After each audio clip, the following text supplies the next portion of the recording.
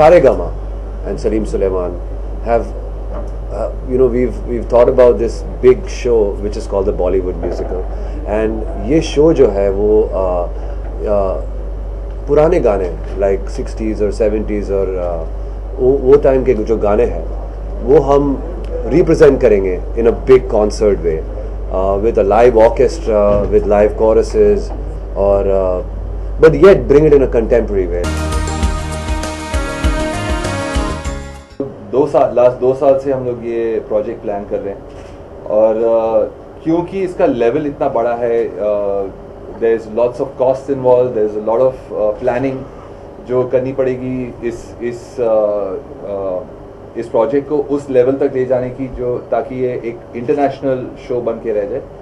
एक तो ये है कि ये जो प्रोजेक्ट है वो बड़ा प्रेस्टिजियस है, और how do I feel fantastic to be part of this. This is basically recreating the legend, जो हमारी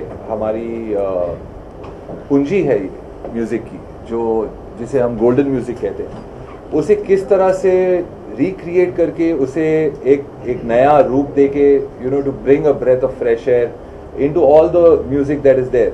तो this is not about Kishore ji, Asha ji, Lata ji, it's about creating an experience for everybody. आपको एक थोड़ा सा कहना चाहूँगा कि एक्चुअली देखिए, लता जी, आशा जी, किशोर साहब, मोहम्मद रफ़ी जी, इनके you can't compare them to anybody. वो एक ज़माना था, वो उनकी जो गायकी थी उनकी, वो हमेशा हमारे साथ, और वो ऐसा कोई सिंगर शायद ही पैदा हो जो उनके करीब आ सके। तो एक्चुअली कंपेयर करना तो इट्स स्टूपिड, इट्स नामुमकिन है। लेकिन हम सिर्फ ये कर सकते हैं कि वो गानों को उसमें एक अलग रूह डाल के कुछ और कर सकते हैं उसको।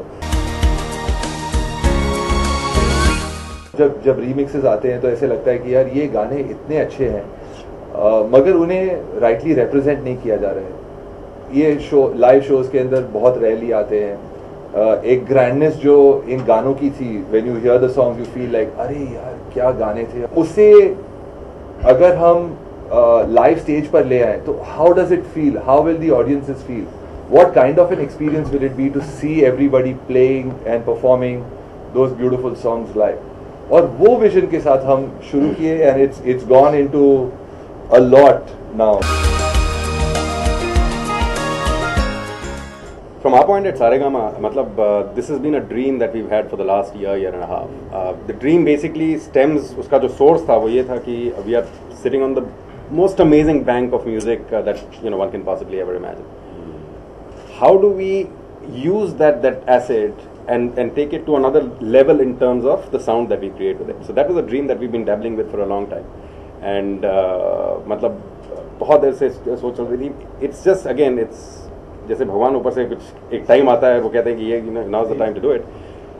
एक बार हम लोग we all met about 5 or 6 months ago, and बात चली कि ऐसा कॉन्सेप्ट है, and at the same time this guy said I can't, they couldn't believe it because they had been thinking of something very similar. तो वो timing एकदम correct था।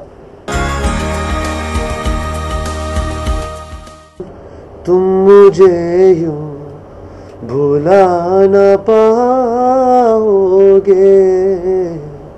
तुम मुझे यूं भुला न पाओगे,